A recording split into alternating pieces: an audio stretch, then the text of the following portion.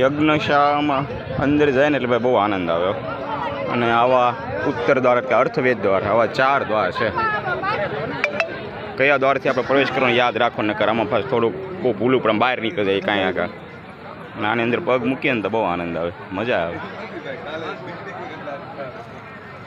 ઋષિ મુનિ આંટા મારતા એવું લાગે, કોઈ દેવ આંટા મારતા. બધાને ધોતી પહેરીને તો અંદર એન્ટ્રી છે.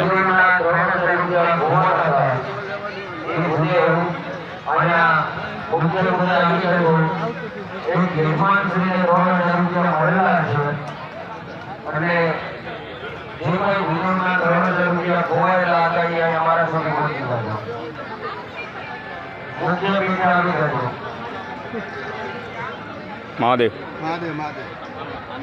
ચેતનદા મહાદેવ